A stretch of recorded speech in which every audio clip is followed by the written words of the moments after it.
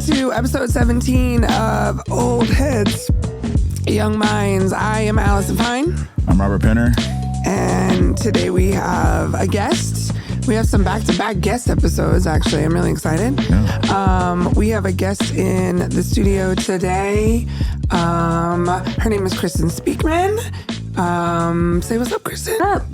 How's it going?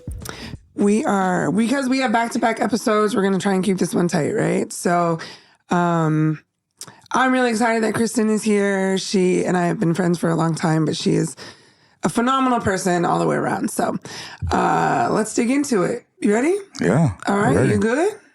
I am good. Yeah, I'm good. Overall. I don't know. I know work's been a little hectic this week, and then I've been kind of light on comedy, actually. Kind of just chilling. Okay. Just chilling at the house, doing some stuff at the house, and kind of relaxing. I got a wedding going to next week, so. Oh, yeah, you're going to Kentucky. Yeah. So, yeah, but life is good. Like, I was realizing yesterday I was kind of in a mood, maybe. But I was like gonna start your period? Yeah, I was coming across as moody. I'm gonna start my period too. Yeah, so we're nice. like synced. Yeah, we're syncing already. That's great. I don't know. Maybe it was a little FOMO. I need to stay off my phone. Just seeing stuff, see people. You're not missing out. Yeah, seeing people do stuff, and you're like, oh. Kristen said you're not missing out. No, I have one. We'll talk offline about it. Yeah. But yes, I'm good. I feel that. Okay. I'm good. You good? Yeah, I'm good. Just for the record, this episode will come out like on the 25th of October. It's about a week and a half. Perfect. Well, honestly, I don't know. I'm watching this football game and it's stressing me out a little bit. My Niners beat the shit out of the Cowboys last week, which is well deserved. But because if anything you root for is whoever plays the Cowboys, because fuck the Cowboys. Yeah, nobody likes the Cowboys. Who them boys? No, not them. Robert Moore still hasn't talked to me, by the way. I know. Anyways, but we're playing the Browns today. Right now, we're winning, but only by 1 point. They have a great defensive, And like I said when I walked in here, like I'm always down for some good D, but not usually against my team. Not usually against my team. So overall, I'm good. Last weekend, I did a show in Bremerton, in like the comedy world. It was my first headlining show. It was at a bar. Shout out to comedian So What. There's about 50, 60 people there. I don't know. And I did, 36, 37 minutes, something like that. It was really fun. Oh. I was not wanting to be the headliner necessarily because like Richie Apjay was on there. And I felt like he's so much more of a senior comedian. Yeah. But So What was like, no, you need your time. And he was very like insistent and supportive. I want to have So What on here actually on the pod, but I think I did really well. I was really proud of myself. I also just got booked. I haven't even told you this, but Ty Barnett, who is he was on America's Funniest Comic, and I think he's from Chicago, and he lived here. He's doing a weekend out at the Chi-Town Pizza Place, Second Stage. Oh, okay. Yeah. I've heard that spot. I haven't had a chance to get there. It's dope. Travis Simmons' books at. But I called Mookie because I wanted to be on the show. I really respect Ty. I called Mookie because Mookie's close friends with him and said, hey, can you put in a word to Travis? And I also asked Travis, could I open? And then Travis messaged me the next day and says, so I got a call from Ty Barnett. I was like, what? So Mookie went straight to Ty and was like, this is my homegirl. She's really funny. You know what I'm saying? She always promotes the shows. Like, you should have her on. And so I'm going to be on that whole weekend, which is cool. That's November 3rd and 4th. So dope. I'm good with that. You can listen to our last couple episodes. Both of us are just getting over some pretty stressful weeks with a lot of just trauma and triggers. Overall, I think I'm okay. Yeah. I'm good. I like that the weather's changing because I like it gray outside, so that's good. I'm indifferent about that, but I like the rain. Yeah, especially at night. So now on to our guest, Kristin. Are you good? I am good. Yeah, I am good. Been dealing with a lot of sickness. A lot of people getting sick. So in your house? In my house, for sure. Okay. My kids and in my salons. I own a salon. So Okay. a lot of people out, but that's stressful, moving people and not being happy. But Yeah, she says that, but just I'm this good. morning, she was like, we open at 8 o'clock on Sunday mornings, and we have openings. So, yeah, because they were obviously, sick. Somebody before. was there. So Yeah. they're trying to fill in their schedule. Got it. Yeah. All right. Well, do you want to just get into anything else under your good? I'm so good. I'm sure we'll I'm talk happy to be here. a lot of stuff. So And yeah. before we get started, shout out to Kristin. She came with Starbucks in hand. She came with Halloween candy. Best guess so far. Right. Sorry, guys. So all of you past guests, all of you future guests, Step there up is your now a game. bar to be set. We like snacks. You know what I'm saying? So let's see. All right. So I invited Kristin to be on here for a myriad of reasons. I guess let's just get into who you are. And this is what it do. This is our interview section. So do you want to just tell us a little bit about who you are, just as a very open-ended question? Yeah, a little bit about me. I own 2 hair salons. And I don't know why we always lead with like what we do for a living, but I'm a mom. I have 2 little kids, 4 and 7-year-old boys. And it's important.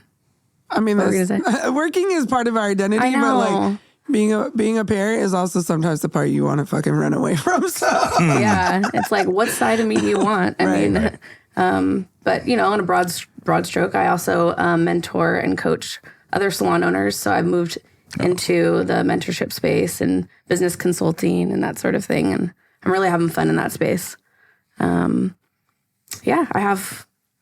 just opened my 2nd salon this year. That's part of my big 2023 is that I took the leap and went from one salon in Federal Way, and that's kind of where we first... Shout out the name of your salon. Oh, yeah. Bella Red Salon. Bella Red. Shout out to Bella Red. Yeah. And, I mean, you knew me in when we had the little salon, and then we moved to a bigger location, more visibility, and did an expensive build-out and grew my team. And then just this last year, we opened another location in Bonney Lake. And so I'm working on building that team, in a different demographic. Well, let's talk. Let's go back to where you're from, though. Right? Yeah, I'm from Tacoma. There you go. I am from down the street. I'm from literally down the street. Born and raised? This is Born and raised in Tacoma. Hometown girl. Matter of fact, real quick, let's pause and just shout out Stay Hydrated Studios. Yep. Here in Tacoma, and our producer Nook Nook, who we love very much. Yeah. So yeah, that's another reason why I wanted you to come on, is because not that we focus on hometown people at all, but I love that, you are local here, and you have stayed in the area and built your business and your family in the general area of where you grew up, because you do have a very successful business. So Thank you. I did move to Southern California, and I was there for 7 years. So, I don't think I knew that. I was there after I graduated high school. I was like, get me out of here. And so I went down there, and I went to community college in Irvine, California. Okay. If you know Orange County. Yeah. I used to live in Santa Ana. Changing from South. Oh yeah. Okay. Yeah. So moving from South End to Tacoma to Irvine, California. That was White as fuck? Yes, very cultural shock. I was like, why do they mow the lawn on the freeway? It was like different. Well, Irvine is white, but it's also very Asian. A lot of Asians, White and Asian. You're not going to find black people. Oh, Latino too, obviously, because it's Southern California. But yeah, that's very different. Yeah. I didn't know that about you. Yeah, I was there 7 years, and then I went community college, then college. And then dropped out and moved to the beach and waited tables. That's kind of what I did getting through, is waiting tables while I was trying to figure out what my next step was in school and life. So you didn't go to beauty school at that time? I did. I did not. No, I didn't go to beauty school till I was 23 or 24. Oh, so you're a little older. Okay. Yeah, I was a little older. I grew up in the salons. My mom's sisters, 2 of her sisters had salons. And so they were like, oh, you're going to do hair like your aunt, like your aunts. And I was like, no, I'm not. I'm going to go do my own thing. And then I just, honestly, I dropped out of Cal State Fullerton. And because I was putting tuition on my credit card, making stupid decisions. And I said, I'll go to cosmetology school, kind of like as my backup plan. Let me go do hair, because I watch my aunts do hair, and they made good money. They made good money doing it. And I was like, oh, I'll do that. I'll make money. I'll go back to college and then finish my degree. And then when I went to cosmetology school, I was like, these are my people. Like, this is where I'm supposed to be. So you did that in Southern California? You did that here? Yeah, okay, yeah, you did in that Orange. there. Oh, I didn't know that. Yeah, Okay. through a program through Santiago Canyon College. And I Okay. started there. I didn't finish there. I finished at Bates in Tacoma. Oh, okay. So that was a bumpy part of my life. Definitely. I moved back. My car got stolen down there. I had a boyfriend that I needed to get away from. Just like not knew, when you're with someone, you're like, I just know you're not my person forever. And so my car got stolen and then I got fired from a job and I was like, okay, things are happening in threes. And it was just time for me to come back home. And I have really supportive parents. And they live now on the other side of. Yeah, that's what I was going to ask you that. Like, what was your home life growing up? Like, Yeah, great what? question. I have great parents, both my parents. So I grew up with wonderful parents, state employees. Both of them came from single mom families. And so Okay. they did right by us. I had a great support system. I know now, especially now as an adult, how lucky I had it. And Siblings? I have one brother. He's older. Older? Yeah. I was going to ask you why you came back, but you already explained that. So. Yeah. I mean, I came back because more of like a reset. Like I need to kind of figure out what I'm doing because the direction I'm going is not really where I want to go. And so let me go back home. And my parents welcomed me back home. And so I moved back in with them and I didn't have a car and I had dropped out of cosmetology school. And my dad was an employee at Bates. So he was state employee there retired there 36 years. And so he's like, well, we have a cosmetology program here. And so he took me in there. And so I enrolled there and rode to school with my dad at 25 years old. So when did Can I get a ride, please? When did you finish there? I think it was like a September start and then June finish is when I did. Or like how old were you when you graduated? 25. And how long ago was that? 2008. Into 2009 is when I graduated. So 15 years. Yep. Okay. Yep. Got it. And then what did you do after that? And then after that, so I was waiting tables down on the waterfront because that's like what I knew again. And Right. I had to borrow my parents' car if I was going to go to work or get a ride from them, which was extremely humbling as an adult, but still grateful that I had that step because I knew that it was a step in a direction. It wasn't really a step back, So, and after that, I went to a big salon up in Bellevue. I was like, get me out of Tacoma. I want to do something different, kind of repelled that again at that point in my life. And I had worked at a high-end luxury hotel in Orange County, waiting tables in the bar. And I was like, where does that translate into the hair world? And so that's where I found it in Bellevue. And so I went to a salon there that had an apprenticeship program that paid me for it. And so I took the bus up to Bellevue. Jesus Christ. So you already had the skills, the cosmetology skills, but then you're actually going through another apprenticeship. Yeah, school it was to a paid apprenticeship. Yeah, Which was to awesome. teach you other things, right? Yeah. You already had the. So they paid that's us for good. classes, and then we were like the salon bitch. Well, no, it's good to hear that side because, like, I'm a trades guy. I'm in the trades, and we had an apprenticeship. Fan of trades, and so yeah.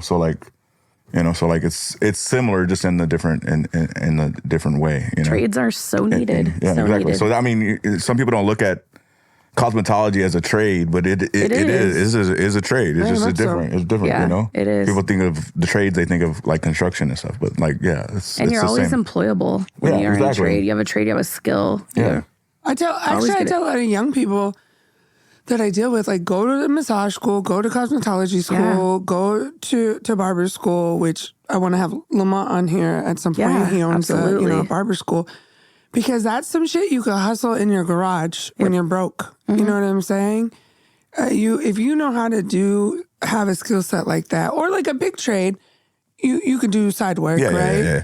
But like, if you just need $60 to get your kid shoes, that's 2 haircuts. Yeah. If you're a barber, you know what I'm saying? That's 1 massage if you're a massage therapist. So those are really like easy to hustle side jobs, even if you go on to be a teacher or go on to do whatever. So, I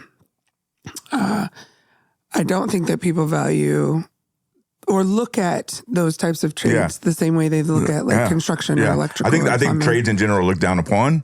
But then even lesser so, like barber and cosmetology. Right. Tides are changing though. Do you know what a plumber makes these days? Yeah, I do. A shit ton. Man, I work go side back by to side. school again. I work side by side. Working at a garbage company doesn't seem so bad. I know, right? Like you just take a shower when you get home. Exactly. But like you're driving a truck around, you're making like $65 an hour. There's like a trades clothing company that has a saying that says, dirty hands, clean money. Right. Yeah. Right. So and they're all hiring too. They all are looking for people that have that skill. So I met you at Bella Red. Yeah. But tell us that story, like how you came to own that shop. Yeah. Okay. So I did the apprenticeship in Bellevue, and then I worked my way up in the ranks. I got an auction car, a Ford Explorer that I named Dave. And and I think he had zip ties on the front even, to be honest. Nice. Dude. And so I got myself a vehicle, which was great. And I worked my way up in that salon, and I started teaching even business classes. And I always had that hustle. Like that's just always been in me as well. Like I was the Tacoma in you. It's the Tacoma in me. I mean, I was in 5th grade down the street hustling bracelets that I made in 5th grade. Like I wasn't looking for recess. I was looking to make that $5 on that bracelet that I was selling. So, but and actually, I ended up turning around selling Dave for $1,000 more than I bought him. So Hey. All right. Flipping cars, it's my next job. I know, but yeah, so I worked up there, and then meanwhile, like I said, I had 2 aunts that had salons, and one of them had a salon for a very long time in Federal Way, a Quad West beauty salon, and she'd said it's time for me to retire, time for me to be done, and she'd been there 20 years by herself, and she's like, if you've ever thought about being a salon owner, now is your chance. She's like, I'll be your first employee. She's like, and I will work on phasing my way out and retiring, and you can have a start having me be your first employee, and then coming down, 26 miles or something like that, to build your clientele. And so that was my exit. I had a beautiful exit at my last salon, said I'm leaving. This is my plan. I had all kinds of no-compete contracts and stuff in place, which was very typical at the time in my industry.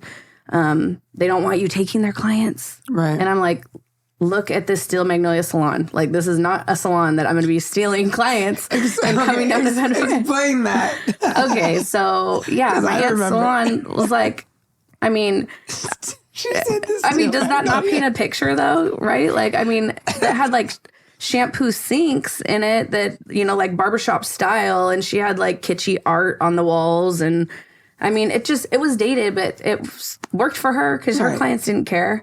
And so I was like, ooh, this is another point in my life where I have to not look at this as a step back, because I was in a high-end luxury salon. We had a DJ in our salon. We had a coffee bar. Like I walked in and the coffee barista would bring me my drink as the hairstylist there. Other people swept the hair off the floor for me. I didn't pick up a broom. So it was a... So you kind of now own the place, but you had to take a step back in the technology. In my career, in my yeah. environment, in my space. And it was like, okay, so I have to be willing to let go of all these clients. And in my industry, it takes some work to build up a clientele base that you're now making a decent income, and for people to come back to you regularly. And so I was willing to let that all go. And I was in a condo in Kirkland that was getting foreclosed on, and the bank gave us money to move. And so it was another opportunity where I was like, well, this just happened. And so rather than get another apartment, I went and moved back in with mom and dad. Oh, man. So 30 years old, 29. 29. Moved back in with them. And then I was like, okay, this is another taking a step in the direction I want to go, but could be looked at as taking a step back. I mean, I definitely had to reassess some friendships because of that. They're like, what are you doing? You do some things that aren't normal. That's a lot of opportunity that you had, though. I did. I had a lot of, I'm so glad that you see it that way, because I did see it that way too. And I had a lot of support, and I don't take that for granted. And I know I'm a white woman, and I know all the privilege I have. And I'm just saying, you could go by anybody's salon as they're on their way out, but to have it be someone that you're related to that was willing to stay on and help you probably just learned the ropes of owning that. That's a stepping stone piece that absolutely you had right in front of you. You know what I'm saying? And it was accessible to you instead of like, oh, being successful is way down there. It was right there. I mean, she gave you everything you needed to start what has now become where you are and where you're going to continue to grow. So I do think of that as an opportunity because it was an opportunity, and not everybody gets that, and I don't take that for granted. By being any an employee means. is cool, but being the boss is, you know what I'm saying? It's different. Yeah. You know, it's very different. So that's where I met you. I don't know. When did you buy that place? So this is where the story kind of takes a turn that she never ended up being my employee because we couldn't come to terms on an employment contract. So I left my salon and then I leased from her. This was in September of what year is it? 13. It's 10 years ago at this point. And I leased from her knowing that I was going to take over February 1st. So between September and February was my time to start to build my clientele as well, lease the space from her. In our industry, that's can be very standard. You rent a chair. So I was doing that from her. And then behind the scenes, we're working out an employment contract between us. And then I'm also working out a lease term because I'm signing on as the owner now, and I'm going to start a new business. It's not going to be Quad West. I'm not going to buy that from her. And we couldn't come to terms on her employment contract. And she wanted some things that, I mean, here's one thing about me is that like, I'm smart. I'm not the smartest person, but I surround myself with smart people. I think that's one of the things I love about Allison. That's what I've always been drawn to you because I know how smart you are. And, so my plan is working. I got her fooled. Got her fooled. No, I've been knowing that a long time. But so I had my friend who happens to be a lawyer involved looking over all the contracts and stuff. Meanwhile, she helped me get my lease set up. So February of 14, I was to take over, and so I was on the line for a 5-year commitment. And in November, my lawyer at the time just line itemed all these things that they wrote in the employment agreement and that was illegal. Okay. And so I took the document because I don't, and I said, here, this is what Nicole says. So Nicole, my lawyer, she's in the Tacoma area too. And they were offended that I got a lawyer involved. So my family said, deal's off the table. You can take over in the space without an employee. And I won't be here. So, I mean, it's a blessing the way it's... Yeah, what's the lesson there? Yeah, the lesson is it's hard to do deals with your family and do business with your family. Yeah.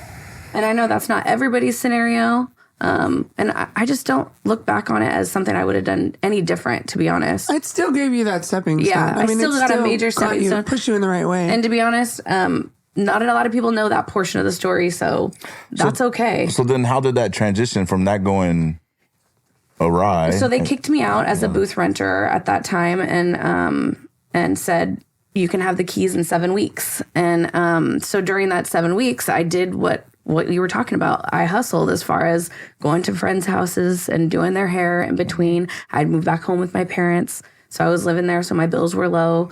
You're also married. I was not married then. Oh, you weren't married then? I was not, no. Okay. No, Sean and I had, we had done it on again, off again. Oh, okay. I'm married now. Sean's my husband. And we did it on again, off again at that time. And then when things started getting going for my business, it also kind of fell in alignment with Sean and I kind of like, okay, this is the direction we're going to go, you know?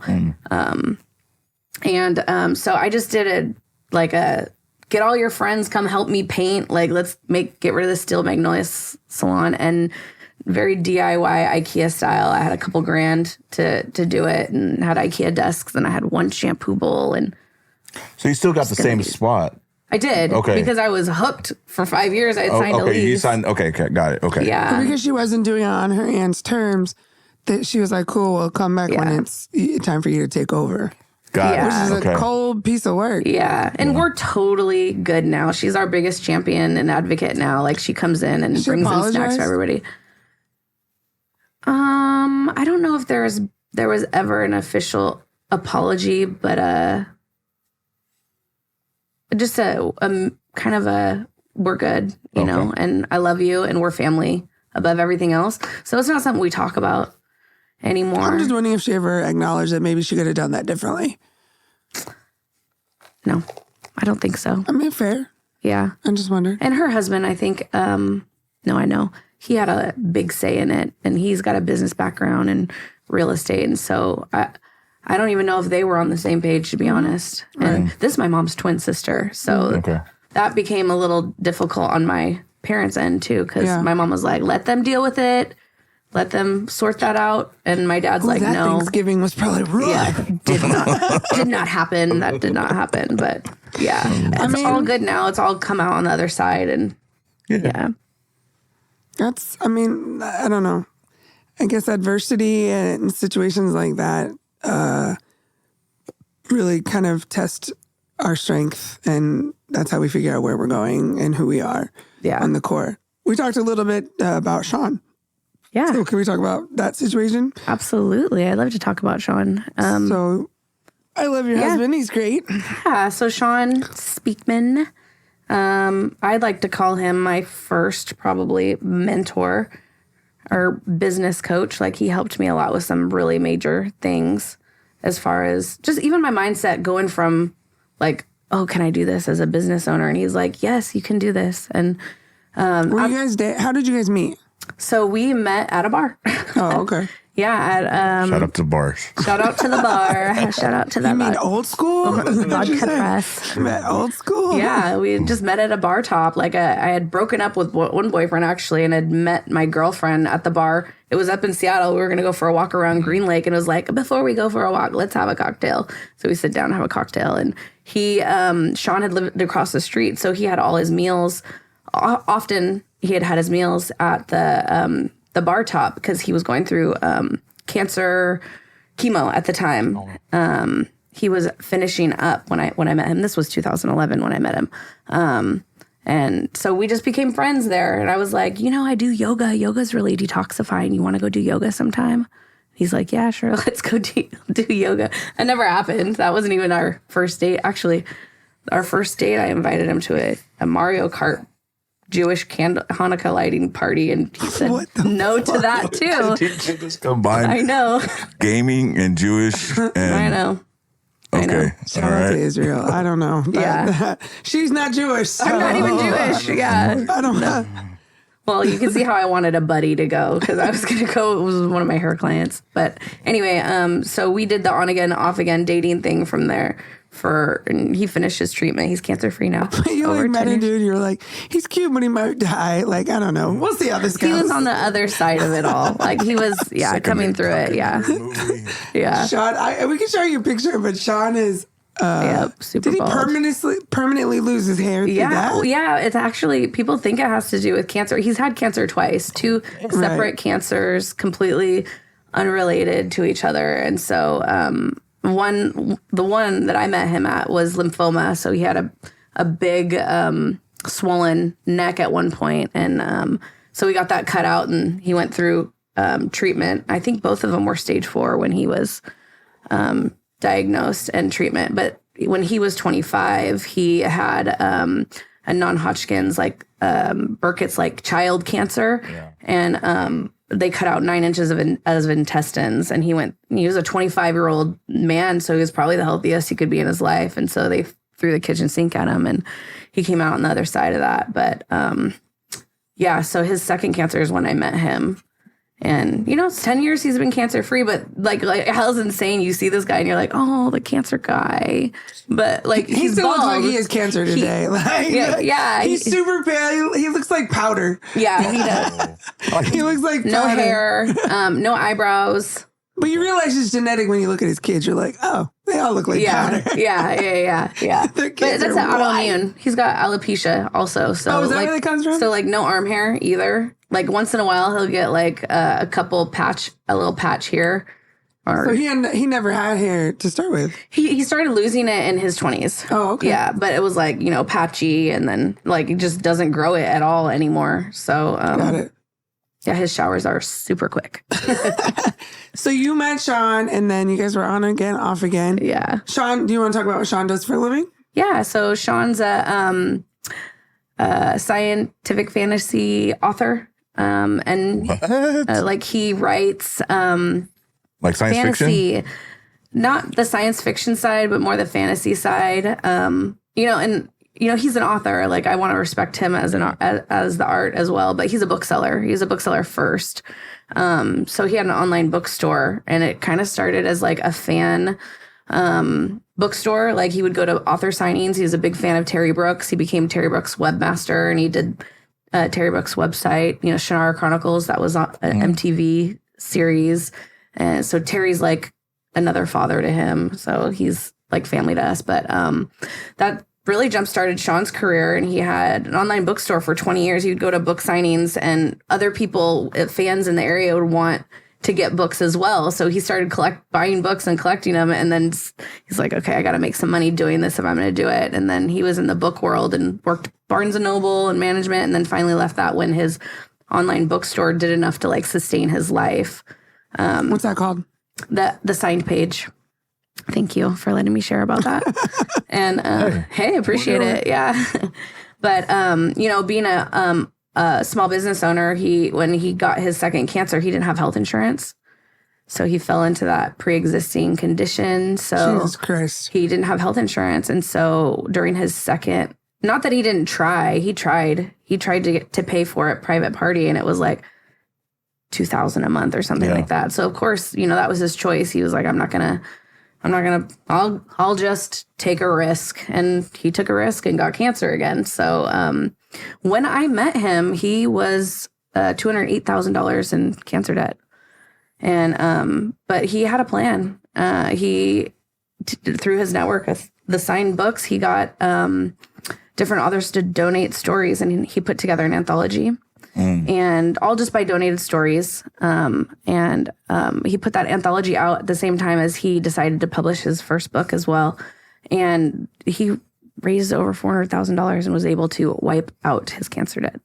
Oh, fuck that. I would have just filed That's awesome. I would have filed bankruptcy. Like, and his dad told him that. Medical debt, I would have been like, no, fuck that. Yeah, and he wasn't a homeowner at the time, and his dad had suggested that too. It was like, just file bankruptcy. Yeah, seriously. And he was like, no, Dad, I want to buy a house someday, You can. I mean, he didn't know that then, but you can. Yeah, I filed bankruptcy when I first moved here, getting out of my first divorce. And so what was it? I guess 2014? Yeah. And my credit score is like a 700 now. Like, I don't. Yeah, you do. You know what I'm saying? We like, do recover. Yes. But like, I get it. I get why he didn't. But like, it's such trash. Yeah. That we live in a country medical where debt just baffles me. I don't understand why. I don't know if we talked about this on the pod, but because I was stabbed in a domestic violence incident, Washington has like a victims impact fund, which will pay for your medical debt, which thank God, because even though I had insurance, right? The first bills I got was the very first one when I got home from the hospital was $862,000. And they just kept coming in. You know what I'm saying? So what if I didn't have insurance? Yeah. Or what if it wasn't domestic? What if it wasn't domestic violence? What if it was a car accident? Yeah. You know what I'm saying? And I didn't have insurance. Like, I am very, very, very like knock on wood privilege for all of those things. Yeah. Because even if it's something that they didn't cover. Well, now I think it like goes through it went through Regions first, which is my insurance, and then everything else the Victims Impact Fund would cover. But like the fact that you go through whatever you go through, whether it's illness or trauma or whatever, and then you have to come home to that. To more, is insane. And again, there's some level of privilege in Sean being in the right place at the right time, doing the right thing. And he's very aware of it. You know what I'm saying? So not everyone would have had the means to do that. No, he's very lucky. And he's very grateful. That's another reason why he continued with his book business, and he opened a small publishing company. So a lot of those authors that donated short stories, part of his give back was, I want to do special edition books. Let's do some really cool, like collector things. It's very specific people. So that's Sean's a his nerd, main. basically. Yeah, he's big a ass nerd. Yep. Actually, I met a young lady recently who writes fiction and similar stuff. And I was like, oh, I'm going to connect you with Sean. Yeah. I was like, I don't know what I don't speak whatever that language is. I don't even really speak it either, to be honest. But I haven't done it yet, but I said I was going to talk to Sean about whether they could, have coffee or something. Yeah, connect. She's very young and she's very motivated, it feels like. But I'd be happy I was to talk to anybody. Yeah. I was like, he does some book shit. Sounds like that. Yeah. I don't know what it the is. convention circuits, like the Comic-Cons. Yep. Oh, yeah. Been to so many of them. Nook's a big ass nerd. He just cheered for that, by the way. Been to a lot of those. Yeah. So you are starting a relationship. Yeah. You're starting a new business. Yeah. You're beefing with your aunt. Yeah. I mean, your family's in pieces.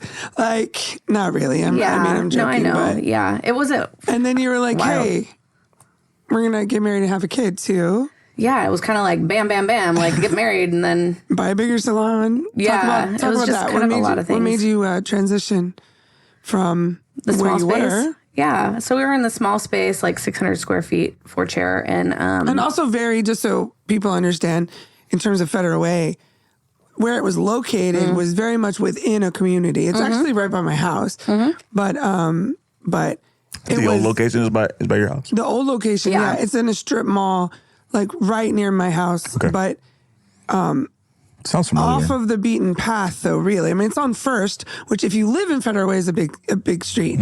But if you're not from Federal Way, it's between campus and 320th, right? Right. So it's not in like a visible location at all, right? Like, there's a coffee spot there now. Yeah. But you got to be wanting to go there. yeah, you have to know where you're going. And so...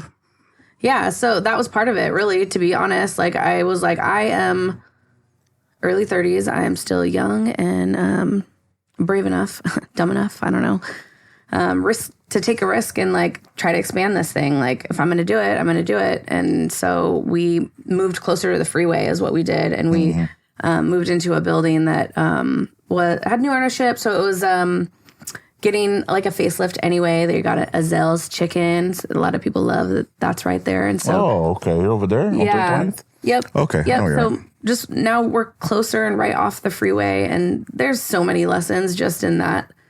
I mean, really, I had probably 6 different opportunities before that move to move, and none of them lined up except that one.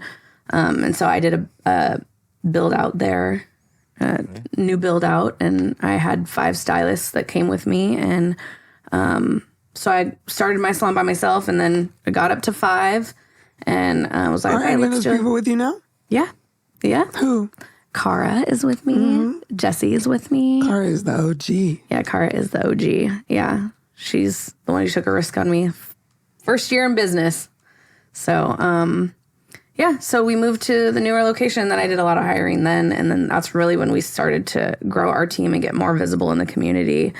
And I just really got a passion for developing the hairstylists and doing things different than the way I was raised from my previous salon, and then kind of melding the lessons from that environment and then the lessons of everything that I knew about the salon world from my aunts. And, they did a lot of things really well. Like I might have shared earlier, like I looked at my aunts, like they made a lot of money when I was a child because they were salon owners. They did hair. It seemed so glamorous. But, when I got into the industry, I didn't really realize that the reverse was the real impression, is that trades are not respected. It's a trade. And also you Google the average income of a hairstylist, it's like $36,000 a year. So really not reverse of what. And so I was like, there's got to be some truth somewhere in the middle. And so that's when I got some business support and hired a consulting company to come in and help me like put together like a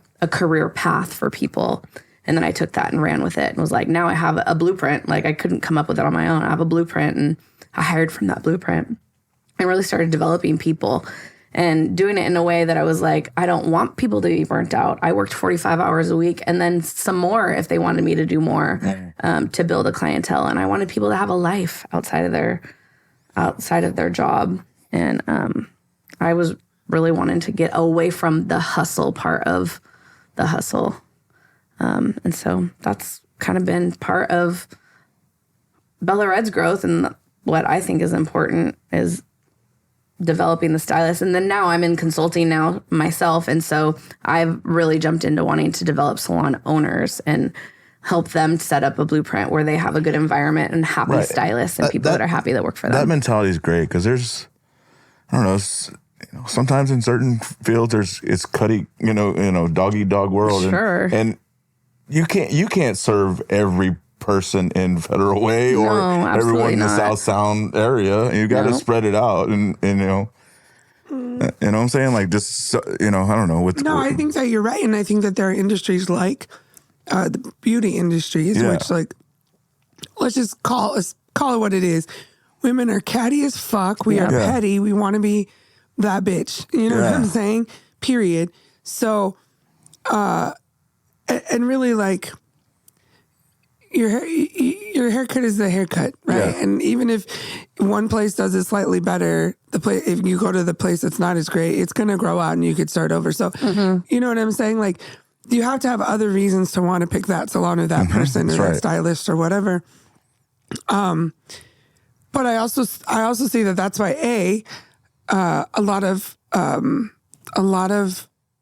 people in that industry work for themselves. Yeah. Now you have things like the Sola model, which is like, are you familiar with that? No, I don't. There's a Sola right across, like in the same parking lot of Billy McHale's in Federal Way, right? Gotcha, I understand. But it's a chain of like these little tiny studios. Yeah. It's weird. It's like a little internal. Like super mall. Yeah, like mini salonettes. But it's not like you could do nails in there. You could do hair in there. You could do massage in there. You just rent a booth. But it's not like you have your own door. You decorate however you want to. So it's one person or two people that share that space alone. So you could get a massage from this person and get your nails done over here, whatever. And so it's like a la carte, you know what I'm saying? Okay. And there's probably financial reasons for that for a person who is actually performing the service, but it's also like your ability to work for yourself and not have to booth rent and still deal with I don't have a key, so I can't do early Sundays or whatever, right? There's different benefits to that. But the one thing I will say about Kristin that I really have seen happen over the years, which even creates anxiety just from the outside, but I also admire is the fact that she doesn't, even though she's still the owner and the boss, she has given a lot of the leadership over to her team. Yeah. So do you want to talk about that? Because that's one of the things I've seen you do in the last, 5-6 years, especially. Yeah. And it's allowed you to have benefits for yourself. So benefits for myself and the ability to jump into the coaching space as well. I had a lot of people just like get on board with the vision, and I think that's something I talk about a lot is like the bigger picture and like what else we can do for each other and for the company and the team. And I just got lucky. A lot of people like bought into that and they wanted to be a part of that. And I think that's just like a reflection of a lot of things in life. Like a lot of communities you get attracted to because of, the purpose and the mission. And we're very clear in our culture. We're very clear in who we are and like what our mission statement is. It is to let shine. I mean, that's our goal, is to make people feel good.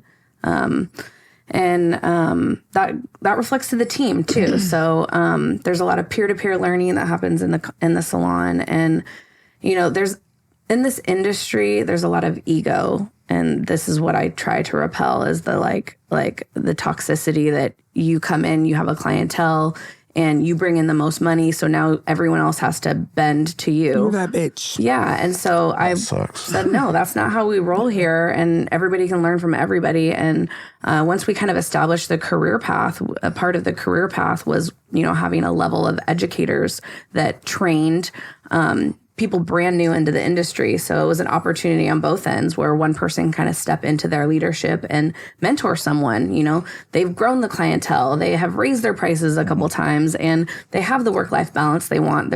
It's like the what next for them. Maybe they don't want to be a business owner, or they don't want to be a business owner yet. An educator is a great a great spot for them to be in my company. And then it's also great for people just coming out of school that's like, I need mentorship and I need something more, but I don't, because you put a bunch of clients in my chair, I'm not ready. So they get to see more and feel more. And so it really started with like the educator level. And then, again, the team's grown, and it's like, it's looking at the demands of what the business needed. And it was like, well, they need more education. Great. So I have a director of education.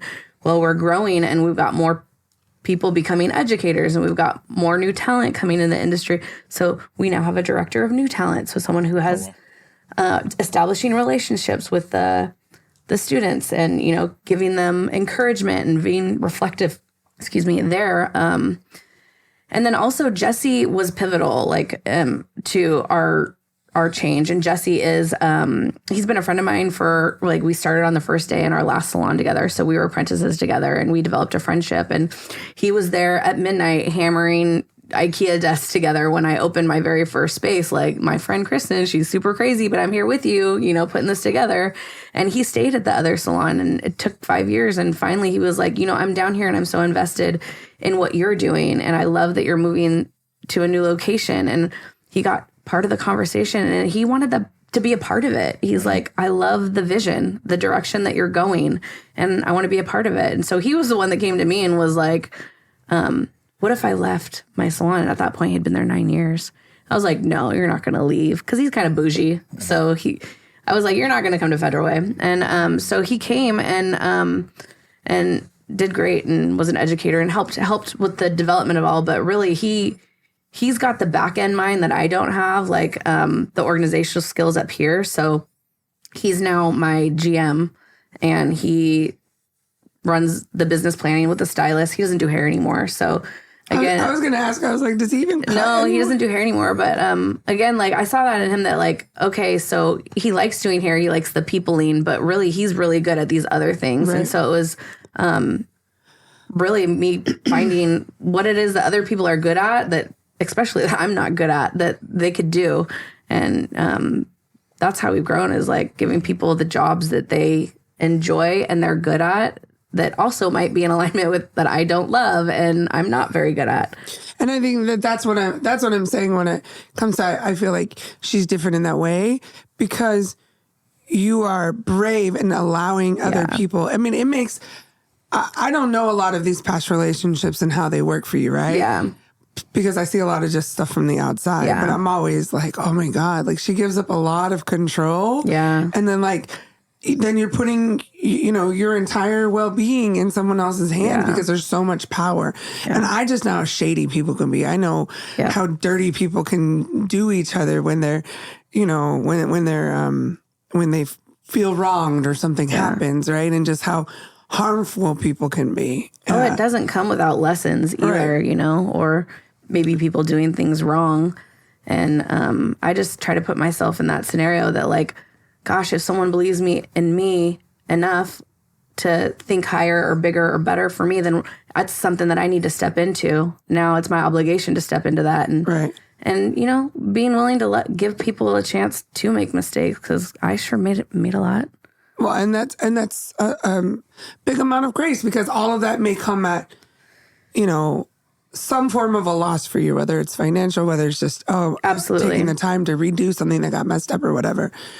Just for the sake of time. There are a couple things that I just want to point out that I love. You were talking about like being educators, things like that. And I know I don't know all the things, right? Because I don't go there for all the things. But for instance, one of the things I love is like my main go-to person there is Heather Smith. Shout out to my girl Heather. But Heather has become like an educator for like Bumble products, right? So she learns from them. She goes like conventions and stuff and like learns all that stuff. And then she comes back and like then trains her coworkers, things like that. And I love that Kristin encourages that. And then I don't know how that started, whether you were like, hey, go do that, or she was like, I want to do that. But either way, that's where they're at. And so that's bringing more expertise into the salon. Yeah. You know? And because most of the products that you sell are also Bumble, right? Yeah. So I don't know where that partnership lies, but The other thing that I find the most interesting, and this is just because I didn't know, but like my understanding was like you go to beauty school and then you get out and then you know, while you're in beauty school, you're doing, you know, hair at the school usually. It's, you know, you have people that come in as clients and then you graduate and then you go get a job. But recently, like, I was asking her, I don't know how it even got started, about getting a haircut. And she was like, oh, do you want to see one of the interns? Because my hair's so short that sometimes I personally cannot justify paying as much as right. I feel the same. I feel the same way. When I go get my Heather's is very experienced at this point, and I love her very much. Yeah. But I can't pay $70 to just like get the sides of my head trimmed sometime, right? So Kristin had told me, like, do you want to see the interns? And I didn't really understand what that meant at the time. I figured these were girls like straight out of school. And then I found out they weren't. No, they're not.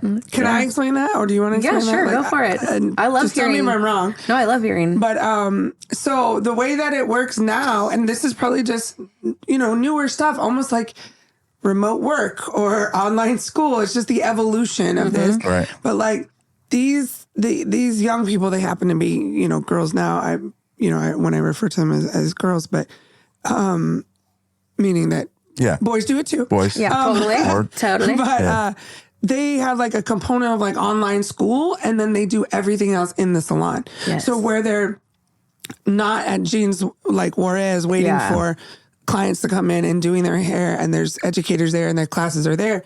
They're doing school online, and then they're doing the actual work part in an actual salon and working with the public. And I think probably learning just a myriad more, like, oh my gosh, like tons and tons and tons of information that they won't have to catch up on because they were already in that environment versus somebody who's isolated in just a school, right?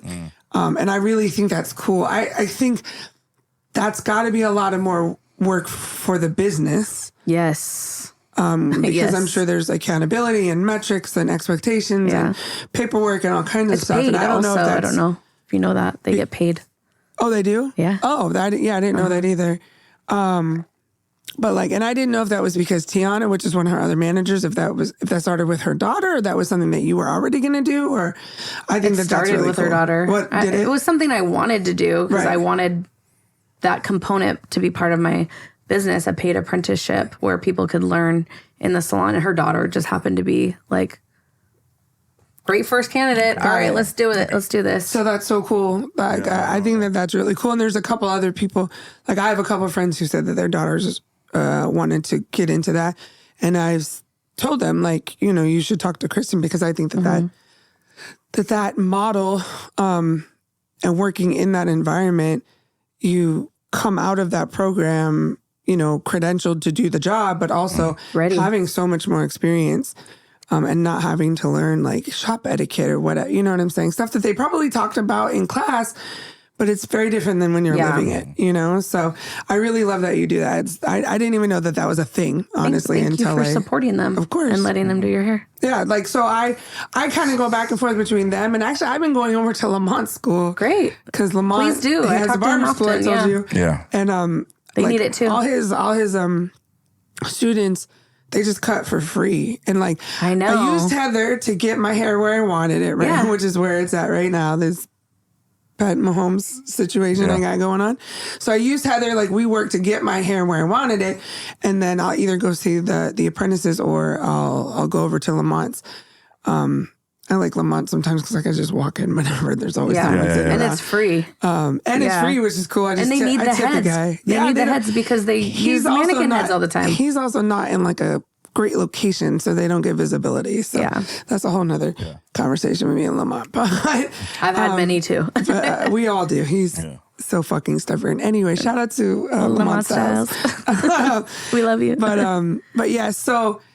but Sam, I sent Sam over there. Sam's current haircut, which is the cutest haircut she's ever had, was actually done by one of the apprentices. Emery. So I love those two programs. Real quick, I want you to just talk about your leadership coaching stuff, and then I also want to briefly talk about your the community stuff that you do before we move on to Dope or Trash. Yeah. The leadership stuff I'm doing, gosh, I've been coaching now for 3 years, and I just coach salon owners like one-on-one. So they meet with me on a weekly basis, and on whatever it is they want to, whatever their goals are, and we reverse engineer them and work on in that way. But I moved into that space mostly because I invested in coaching to help me with things that I wanted to work on in my business. And it was so powerful for me, like kind of getting some really targeted support. And so I'm feeling like that's what I want to continue doing, is helping develop salon owners. Again, have healthy environments for hairstylists, like not toxic, repelling the ego, helping them step into their leadership, because it's just in our industry, it's just, you've been in the longest, you have the most clientele, you're worth the most. And it's like, that's just not the way. We're not setting people up for success that way, not in life, not in their careers. And so that's the very broad stroke of why I got into coaching. Well, and the culture of Bella Red is like, they do a lot of like, she does a lot of trainings, but she also does a lot of fun things. They do a lot of, like, they go on trips and they have, like, off-site events and stuff like that. And that culture is what breaks down, you know what I'm saying? It breaks down that ego piece. Absolutely. So thank you for you doing that successfully at Bella Red is why you're able to transition and be like, well, this is how I do it. I just got a message from a comic who's been a comic for a long time, but she's not really taking it seriously. And she messaged me. I know her a little bit, but she was like, 2 people said you're the person I should talk to about how to set myself up for success. And I'm like, what do I know? You know what I'm saying? Like, but just in the 2 years that I've done it, my hustle shines through. And so that's what I think that's why they pointed this person in my direction. And I'm like, that's cool, because I mean, someone else is saying she's doing really well in this short period of time. Yeah. She could help guide other people. And that's essentially what you did. But you're monetizing it, and I'm monetizing it. Yeah. Like all the time, I'm just like, Kristin's fucking Facebook is like an ad for. It is. It's always an ad. That's where I get most of my coaching clients. So, but it's working. It is working. And based on what you put out as far as reports, like it seems like your clients are getting success. Yeah. The other thing I like that Kristin talks about is her failures, and that's good because I don't know if we should put this, for time in memoriam that a hairstylist fucked up her own hair this week, but... I know. I was like, am I going to bring that up during the we good? I'm like, we good now. But I love that you talk about that. I love that you're like, whatever's going on in my life, like I had a really bad day and this is how I got better, or I had a bad day and I don't know when I'm going to feel better, but it's okay. And like, I need this lesson again, apparently. Right. And we didn't talk too much about the kids, but you have a lot going on with your kids. Yeah. You have, call it what it is. You have a lot of privilege. I do. And you have, you know what I'm saying? She always has an au pair, you know what I'm saying? Yep. So you have support at home. I do. I have support at home. And that is a privileged thing, right? Absolutely. But at the end of the day, like, you guys are both still very hands-on with your kids and you're very active with your kids. And I can't believe how old they are. I know. You said 7? Yeah. Same as I did. Jesus Christ. Yeah. Oh, yeah, you're right there. The same age. Jesus Christ. That's crazy. You want to tell me your kids' names? Yeah. Soren is my 7-year-old and Kale is my 4-year-old. If that doesn't say my husband writes fantasy fiction. I know, right? Soren. Little Nordic boys, blonde hair, blue eyes. Like, white as shit. Totally. White. Should get a family They're picture. So cute. I know. Oh, yeah, we can. We can put a family picture in the episode. Yeah. But you're also a mom, you know what I'm saying? Yeah. And that is a big part of your identity. I love that you talk about your failures. I love that you share a lot. And I think that's all part of why you're a good leader. Thank you. But I guess that puts us into the last probably topic we have time for, which is the community work that you do and the community work that you support, right? Because on a very personal level, back in 2020 when I got the city to raise the pride flag for the first time, I don't even remember how this came about, but it was during the pandemic, right? That was awkward. And we were going to have this completely illegal ceremony, like literally the city. Sorry, Jim Farrell, for outing you, but we were having this completely illegal. Like, we weren't supposed to be in person like that. It was June 2020, right? Okay. I was like, "What is illegal?" Because it was June 2020, and everybody was like on a keep your ass at home order. But we were going to be raising the flag for Pride Month. And the ceremony was very small, maybe, I don't know, I want to say like 10, maybe 15 people. We were all very spread out. Yeah, but we did masks.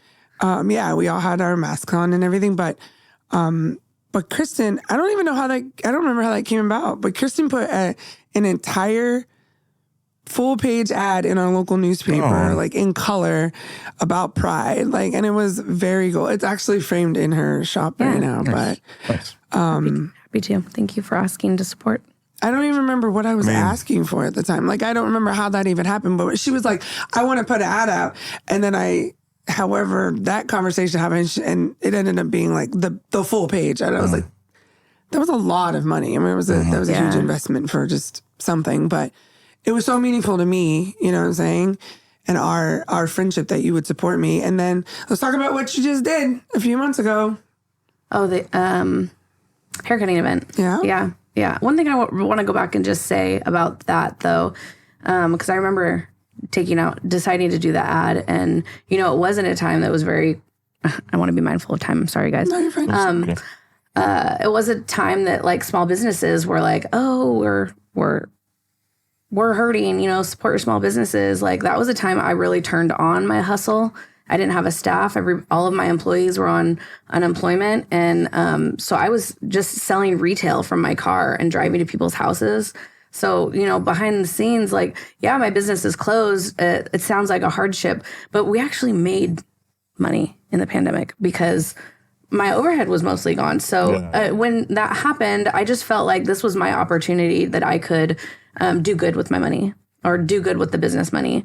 And so that's one thing I wanted to say is, like, as we grow, part of, I know Rob, and I just became Facebook friends, and you're probably going to see it a lot and maybe cringe, but one of the things I say is 7-figure salon owner.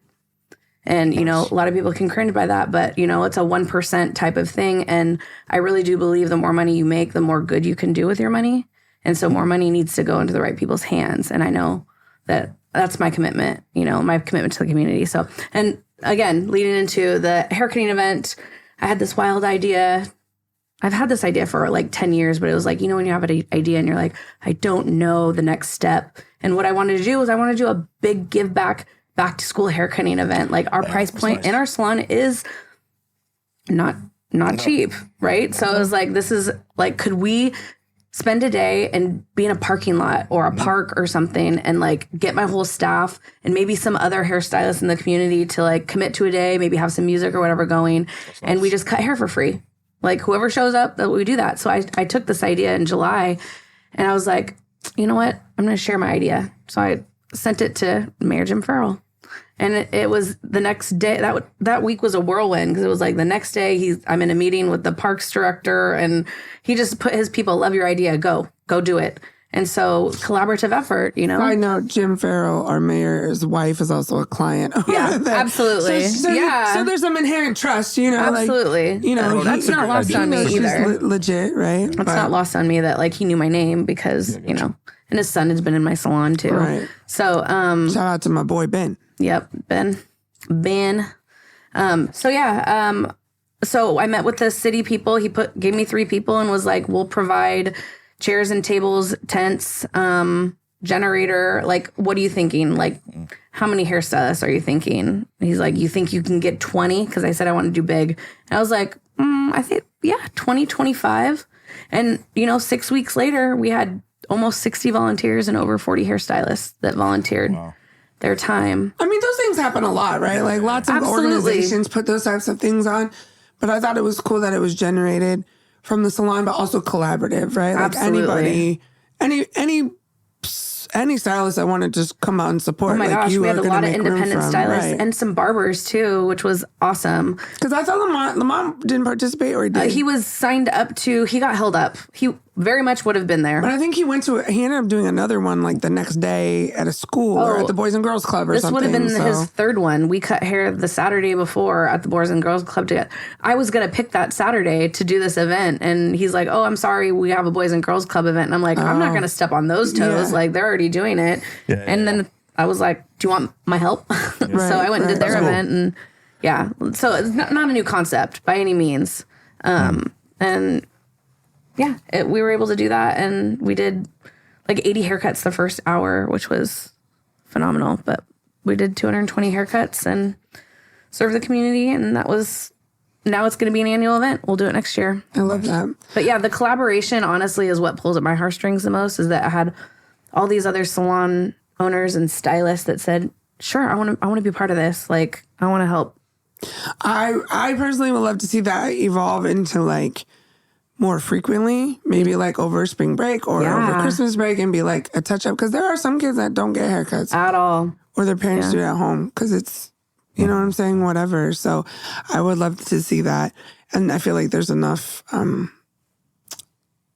enough stylists in the community that, you know what I'm saying? Well, it could even 100%. Expand from being a bigger event, doing backpack giveaway and being not just focused on the haircutting part of something. Absolutely. You know, set the kids up. Yeah, I can see the vision for that. And then last week, in response to that, the city gave Kristin the key to the city for sort of being the catalyst for that, which is cool. That was awesome.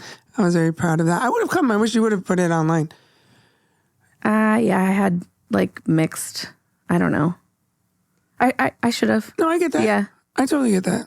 I'm always like, I want to be the one that does the thing, and then when people are like, "Good job," I'm like, but look at all these other people. Right. Yeah. So the cool thing though about I was proud of you.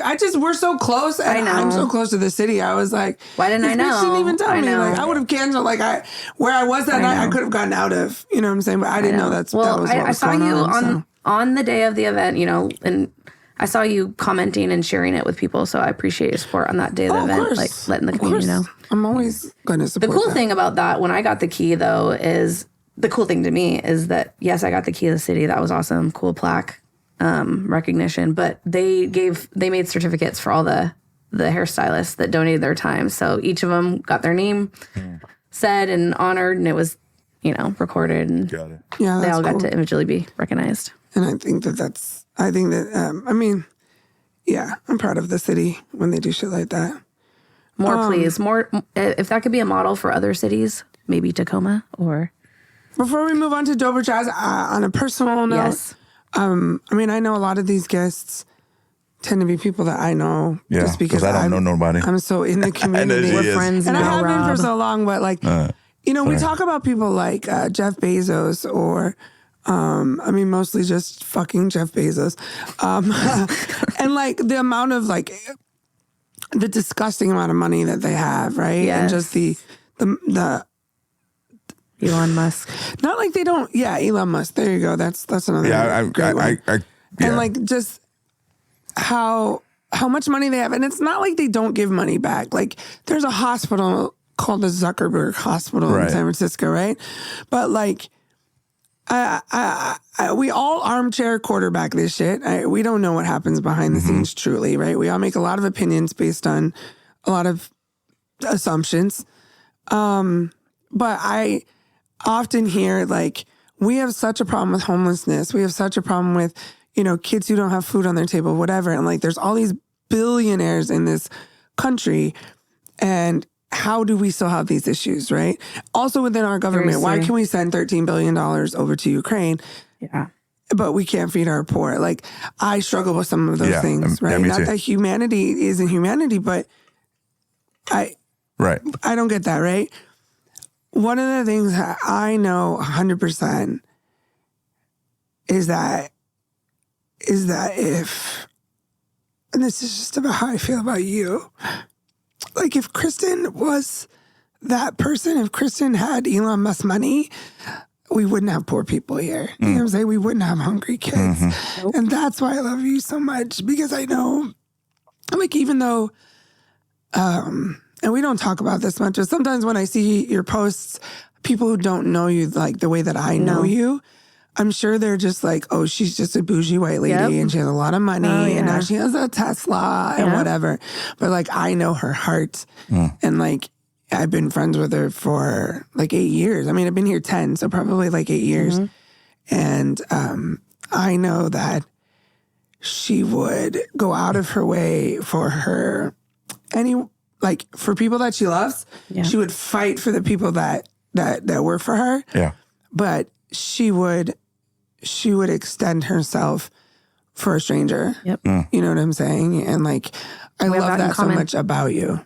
Thank you. And I'm going to ask you for a loan later, so this is really just a setup. It's fine. But no, it's true. Like, I really think that if the world had people like you with the resources that other people have, like, we would be in a different space.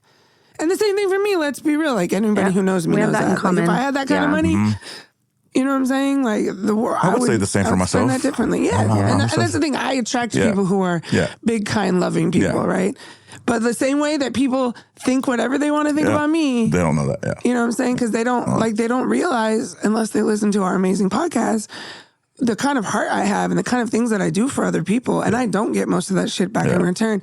What I don't get, when I do for people, what I don't get back from those people, I get from Kristin or I get from other people. Yeah. You know what I'm saying? Got it. And that's why I believe in karma. Because that's how that works, right?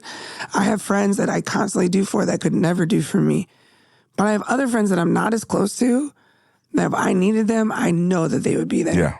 You know what I'm saying? If I needed something from Kristin, I don't ask her for anything, but I know if I did, she would be there. Yeah, yes, I would. So, you know, I'm so glad that you're here, but I also wanted to just highlight like the person that you are. Thank you. Because I think that it is, you are a phenomenal person who could be doing things very selfishly, and you really look to build not your brand, but the people that represent your brand. And when they leave, you want them to go off and be successful. Yep. Even sometimes when they don't leave on good terms, because there's been that time. There's been times where people have left that have not been good to her in the way that they've done it. But she has always been like, I hope they go out and succeed. Yeah. And I think that, you know, you're a phenomenal human. Thank you. On top of, you know, being a great mom. And you lift me up right now. Thank you. You brought me coffee. Everybody coffee. Yes. So, all right, let's move on to dope or trash. Yeah. All right, let's do it. We're going to let our guest go first. Kristin said she had a whole list of dope or trash. Check my list. So I was like, oh, that's great, because we need ideas. We need ideas. When you run out, whatever you don't use today, send it. I was like, she was like, do you want to see the list before, right? And we were like, no, we don't want to. Yeah. And she's like, well, I have a whole list. And I was like, well, whatever you don't use, give to one of us, or give some to him and some to me. You know, secretly, and then we can use those, because we ask people like sometimes online and sometimes when we don't get a response. So it's been fun actually, like putting them together. So thank you for that. All right. Should I go first? Yes, go first. Casinos. Dope. Dope. I'm a closet gambler. Like, I like to go gambling. I know the addiction of gambling. Oh yeah, that's enough that I have to be mindful of that. Yeah.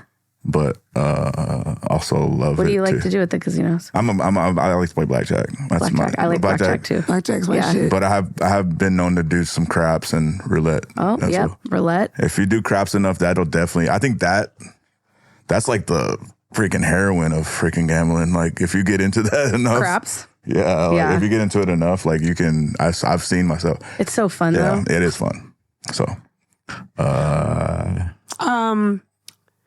I like the concept of a casino, but I don't like spending my money. Yeah. So like, I'll go in with like $40. Mm-hmm. Last time I went to a casino was EQC.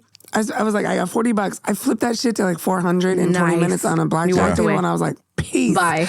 Yeah. So I luckily have enough restraint, you know what I'm saying? Yeah. That I know when to run. Right? I listen to enough Kenny Rogers to know. But I treat it as an entertainment. Like, if I know I'm going in there with this much, and if I'm gone, I'm gone. My problem is I'll get up and then I'll stay too long, and then I should have left. But I'm learning that when I do play. But yeah, I mean, even Vegas, and I grew up going to Vegas all the time. Totally, especially Southern California. I very much limit myself because I don't like. I don't know. I just don't want to spend my money that way. Yeah. No. Well, I live right by Muckleshoot Casino, so I could easily be there often. I'm not. I'm there maybe twice or 3 times a year, but I like to play blackjack. Yeah, blackjack is my shit. Yeah, I love blackjack. And Sean loves Pai Gow, so once in a while we'll sit there and we'll play that, and we'll bring $100 and say, "Here's our $100." Yeah, just like you're 40. Like, and this is my fun. If it's gone, it's gone. That's the difference. I spend a shit ton of money on sneakers. Yeah, but I have them. You know what I'm saying? So it's like some other people would be like, "Why?" Yeah, especially because I wear flip flops like every day. But it's like, no, but I have a tangible item. You know what I'm saying? With the casino, especially if you lose, then you just have that empty feeling and it sucks. If I fuck off my money, I want to be on something I can hold. You know what I'm saying? I just look at it as like, this is my fun money for the night. If it's gone, then I've spent $100 having fun for the night. That's what I just do. And when I go to Vegas, I'm like, okay, I'm going to spend $500 on whatever this trip, and that's it. And I usually don't even spend that, you know? Also, I'm pretty good at blackjack. I usually, it's fun. I usually win. But it's easy. Too. And I know when to walk away, and I think that's the most important part. Yeah. Nook, what do you think? I have a different perspective because I used to work there. So to me, it's just a place where that's always hiring. So I like casinos because of that. Because whenever somebody say they can't find a job, I'm like, go look at the casino. They'll hire you. Yeah. And they got the best benefits that I've ever seen. Yeah. They do have good benefits. Do you not play? Nah, I don't gamble at all. Okay. He's a good. But I work though. It's good people watching though too. Oh fuck yeah. I mean, now that I don't drink alcohol, and I gave that up, but so like my first step back into a casino, I was a little nervous, but like, I get some ice cream, I'll tear it up, and I just people watch the culture of a casino. Yeah, see, the first time I ever went to the old EQC, Marquis took me. And I was like, and that's the small one, right? The one in Fife? No. The old one. Oh, see, I don't know what the old one was. The one that they turned into the hotel, right? Oh, okay. So there was a small one across the street. Okay. It's next to where it still stands there, but it's right next to where the big one is now. Okay. And it was just sad. Like, I literally was like, this place smells like paychecks and desperation. Yeah. And then some. Yeah, so it's like I that's the other piece for me is like we're watching people who are not going to be able to pay their rent this month. Yeah. Because they're so sick. You know what I'm saying? And so like I've been at the table where a guy, hey, hold my spot, goes to the ATM, goes money. You don't play the ATM. You always lose. I wanna go and have fun and then walk away. I don't want to go where somebody's trying to make their car payment. No. Like, no, I don't want to do that. Yeah. That's the tough part. Okay, so I didn't even say dope or trash. Mid, I guess. I mean, dope. I do like casinos. They're fun. Yeah. I like the entertainment that casinos have too. I like the smoke-free casinos. Yeah. At least. Yeah. Well, and I haven't been to the new Muckleshoot, but I mean, I can see it from my fucking house, basically. I haven't been to the new Muckleshoot in a while. When you come down... you see it. Oh, yeah. When you hit that curve going into Auburn on the 18, all of a sudden you're like, oh, Vegas is here. Yep. Okay, I haven't been to that. Yeah, I went early COVID, or not early COVID, when they opened. Just opened up in like the last 6 months, right? Yeah. I haven't been. I don't have to go back. New parking structure and everything. Okay, so I say dope. You said, everybody said dope, basically. I say dope. Dope, but like, be careful. Dope, be careful, and speak up if you have a problem. I guess I'll go pajama pants in public. What's the context of that? Like, I don't know, like casually, like going out, going to like what, like a restaurant, pants? like a no. I think like breakfast. I hate when people talk shit about like if you're going to Walmart and you're wearing your pajamas. Who cares? You're at Walmart. Yeah, that's you're true. at Target. Take my picture. I don't care if you go to the movies like that. You know what I'm saying? But like, if you're going on a date, no. Yeah. Well, and like, what kind of jammies are we talking about? Because there's like the big smiley face ones and pickles and stuff like that. Or, are you wearing like the cozy velour ones? Or I just flannel. I'm just saying in general. I mean, Sam. I let Sam wear her pajamas in public sometimes because she'll want to, but it depends on where we go. Yeah. I think it's not anybody's fucking business at the end of the day, and I think you should be able to wear whatever, whenever, right? Yeah. As a conversation having in Congress because they're taking, they changed the rules on what you could wear in Congress. Oh, really?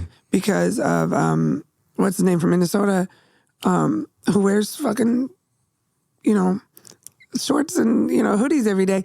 But John Fetterman. But, okay, yeah. But the rules for that are serious. Like, in order to vote, you have to put 1 foot in to the chamber to be able to vote, but you're not supposed to be on the floor in those clothes. Like, why do we care so much about clothes? I don't know. Yeah. That said, like, do I want to go on a date who's like with a guy who's constantly in sweats? Probably not. Yeah.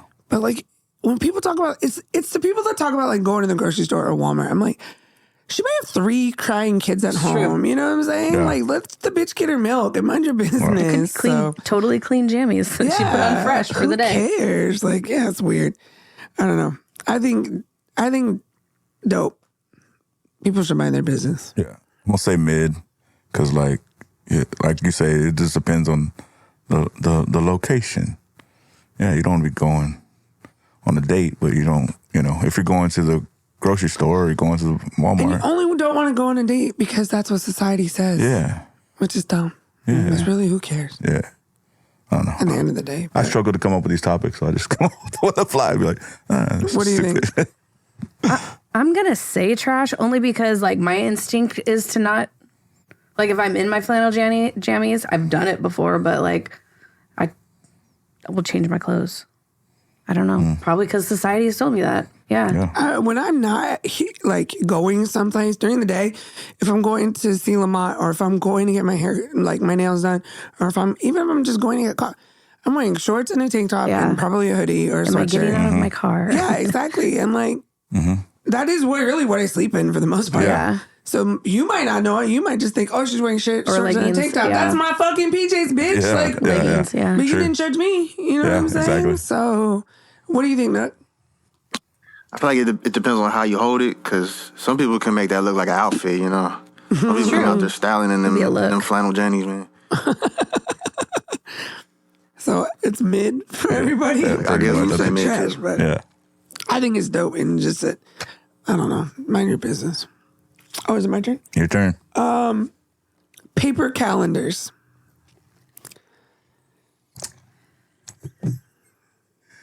I'm gonna say dope. I actually I love that for them.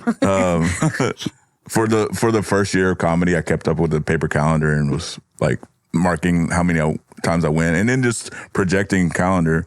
But I'm having a heart like right now. Me and my girl were like squaring. We've been buying tickets to this show and that show and blah blah blah. And I'm like, dude, we need to slow down and like I need to make sure we don't double book ourselves for other things. And anyway, so we did sit down the other day and did a paper calendar. But I was like, I think we need to do it a little bit of electronically, just because it's easier to keep up with. So I'm gonna say dope. Yeah, I mean, I would love to say that I'm putting it on paper and in front of me, and I think I probably do that one time a year. I get good intentions because I would like to see it in front of me, but I just don't. So, not my jam. What do you think, Nick? They're cool. I mean, whenever I get a paper calendar, I just put whatever's on it on my phone, like immediately, and then I just don't need that calendar So you guys anymore. don't like have a family calendar? We have one from the school. They give us one every year, but this year they gave us one that's in Spanish. So I'm like, En español. But like, how do you Google keep track? Because you have Translate. 2 teens, and then your wife, A and lot then of yourself. schedules. yeah, it's all on my calendar on my phone. Oh, so you keep it all on your phone, and then do you have it shared with like your wife? No, she just asked me because What are we doing? she don't be looking at her phone. Okay. She just plays her little Monopoly Go. So you think they're trash, or are you just kind of indifferent? Well, I'm indifferent on it. My mommy loves it, but she's 75, so. Well, that's a great transition into mine, which is I fucking love having my paper calendar. Okay. I think it's just my ADHD. I see that about you. I have a paper. I can't put it all on my phone. Yeah, First of all, I'll forget. Second of all, I think the biggest thing is I have so many email accounts. If I put it on and it's under the wrong one, then I'm gonna miss it, and that's probably what it is. And maybe if I use a different app, right? But like using the Apple Calendar, if you go in and it's attached to this one, and you put it on, then Thursday at 3 you have an appointment, and then somehow it gets switched to a different email address, and then Thursday at 3 you put another thing on there, and then your both alarms go off. You're like, fuck, because I didn't see it. So it gets a little frustrating because I don't take it everywhere with me, right? So a lot of times I'll fill it out and I color code my calendar. Like what's I want to see what's this personal. calendar. I'll send you. I'll put a picture of it. Do you in have the episode. like on Mondays I consult my calendar and this is what I'm going to do for the week? No, just whenever I need to. Okay. I generally know what I'm doing. And it stays in your purse with you? No, it's at home. But like, if I'm not home, I'll have Sam send me a picture of it if I'm, if I have a question. But I have a picture now. But yeah, I mean, I visually I have to see it. Yeah. And because it's color coded, I know kind of what's going on, day to day. And I don't know. I don't use my phone because it gets too overwhelming for me. I can barely keep my phone one like updated. I think that's partially. I have to mentally remember stuff most of the time, and then I'm just like, I want to be that. I want to be that bitch, but I'm not that bitch right now. I want to be that organized. I really do. Well, why don't you give us let's do 2 more real quick, and then why don't you do 2 of yours because you have so many. Yeah. AI, artificial intelligence. Oh God, trash. I'm so mid. Like this is gonna go bad. I mean, hopefully before I die. I mean, after I die, but. It's going to go bad. I'm afraid of that part. That's why I say trash. I'm afraid of the... have you seen the movies, man? Come on. Yeah, Too many of the AIs take over. It's, I don't know. The capability and the technology is amazing, but we fuck up everything. Yep. Good. Mm-hmm. So I think that's the most simple way that I could put that, to be honest. So trash or dope? I think I'm mid. Like I'm trash. I'm completely trash. I don't care. Yeah. I love that it exists, but what do you think, Nick? I love how hard we're working to kill ourselves. All right. That's a nice way of putting that. Okay. What about you? I think it's dope. I mean, I'm learning a lot about it right now. So I think there's a lot of fear in the unknown. But I've been taking a lot of classes and seeing where it can work for me. It's now kind of like an app on my phone as like almost like when you Google something, like I'll go to the AI app, Chat GPT first, and like tell me about or explain this to me like I'm in 5th grade, And so I've been utilizing it as a tool, in my business. I can see the benefit of it. I guess. I'm a fan right now. Give me an example of something that you used it for recently. So I'm doing I'm in a fitness program right now with meal plan, so I have a calorie count and all that stuff. So I'll use it and say, here's my calorie count for the day. Give me 3 meals that are vegetarian, and this is what I have in my fridge. Oh. And it'll give me my meals. I think that's the thing that how you get to the end result is what I don't understand sometimes. Yeah. So that's pretty interesting. Yeah. Okay. Yeah. And I'm mid. He said trash. He said trash. Yeah, pretty much. Yeah. But, okay. Yeah, I think it's how you use it. Yeah. All right, one more. Skinny jeans. Trash. Trash? What are you talking about? Yes. Trash. I mean, I wear them, but... I can't fit in skinny jeans. I've never been able to fit in skinny jeans. Well, I mean, skinny jeans, for women, like I have a lot of jean leggings. Yeah. You know what I'm saying? Or jeggings, whatever they're called. So, but I have big feet, so I hate the way that my fucking feet look. In jeans like that. I think we might have touched on the one, or in general, like how the rappers have gone from like saggy jeans to like wearing fitted jeans, but also like the top of the belts at their crotch. And I watched the BET Awards. I didn't get to watch it, but it was fun to see like people in regular jeans again. Oh, nice. Like, because there was a lot of older rappers. And I was like, I meant to saw it. I was like, oh, it's nice to see them. I might have to go back and watch it. Breathe a little bit. Yeah, it was pretty good. It was pretty good. Have you ever worn skinny jeans, Rob? I've tried. Yeah? It doesn't work. He's old. Didn't work for you? No. We're also, I mean, that's kind of a young man's game, right? Yeah. A young person's game. I grew up with cross colors, man. They were baggy. They were wearing that during on the BET Awards because they had a Jermaine they had a whole Atlanta cross thing. Colors, and they were wearing like their baseball jerseys backwards and stuff. Oh, hell yeah. I already know Nook's answer for this. What do you think about skinny jeans, homie? I don't like them. I'm so shocked by that. So uncomfortable. How you do that? Yeah, they are uncomfortable. I don't know. Do you wear them? Yeah, I'm wearing them now. I feel like these are skinny jeans. Oh, I guess, yeah. Yeah. I mean, whatever. That's kind of the way they are these days. But I also don't wear a lot of jeans. I wear leggings or I wear dresses. Yeah. I don't have a job. I fucking wear shorts. Yeah. I wear my pajamas every day. Yeah, hell yeah. Everywhere. All right. Let's see. All right. Well. Yes. He chimed in. I guess let's wrap it up. What you got going on? It's coming out on the 25th. So like I said, I have a show with Ty Barnett coming up for the weekend. Okay. I just got a message during this episode that Ty Barnett's calling me later, which is just weird because I'm like, there was a show called A Million Little Things, and he was on it in the last season of the show. And I knew right, I was like, oh, that's Ty Barnett, right? Like, I know, I recognize him. He was just like a little sub-character, but like, he's going to call me to talk about work. You know what I'm saying? Cool. That's wild. What? I just want to point out, that's wild. Why? Good for you. Did you not hear me talking about him earlier? Yeah, I did, but I didn't want to say nothing earlier. Yeah.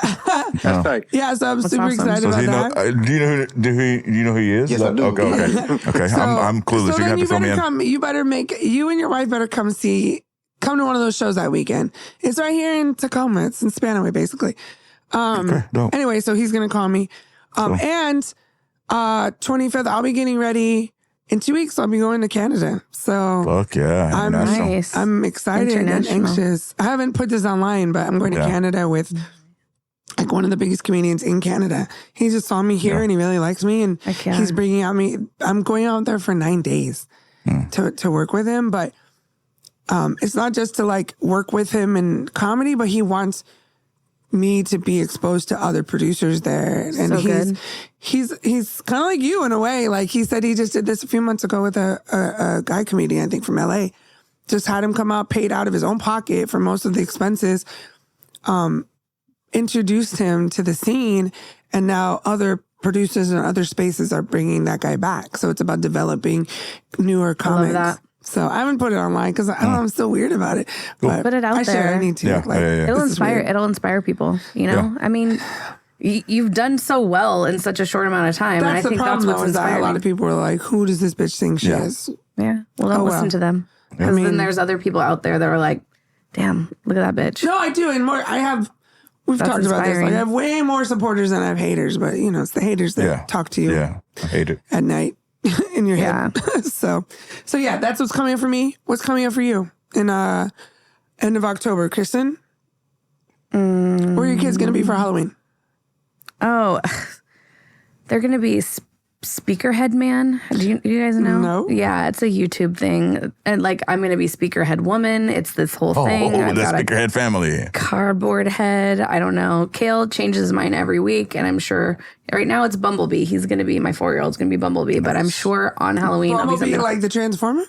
Yeah. Oh, okay. But or see, like costumes are not just like a Halloween thing in my house. No, they wear costumes. I mean, you know, Avengers you just went and everything. Recently, right? I wore my Captain Marvel costume last night, and Kale and I went for a walk. So it's like, no, costumes aren't new. It's every day, like in our lives. They are for that family. So more of that end of October for me. Yeah.